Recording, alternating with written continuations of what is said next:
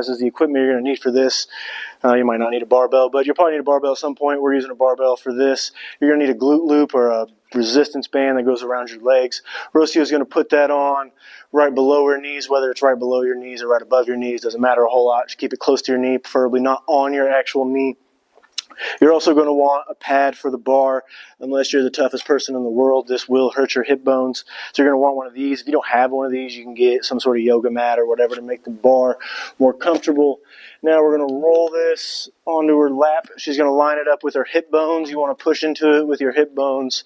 Now, when she sets up to do the actual exercise, she's going to bunch herself up as much as possible. Her feet are as far back underneath her as she can get them.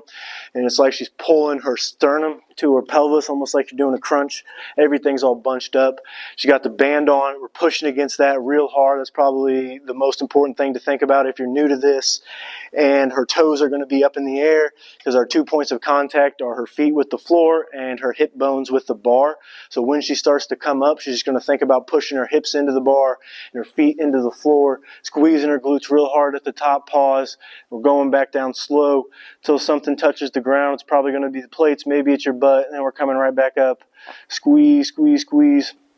Good. Now you can notice she's pushing the bar straight up in the air. She's pushing her hips up, not her feet forward. It's very tempting to think about sliding your feet forward and pushing.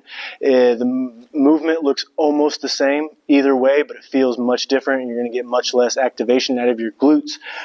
If you're thinking about pushing your feet forward, a good way to represent this would be, she's doing good reps right now. Go ahead. All right, head doesn't go back too far.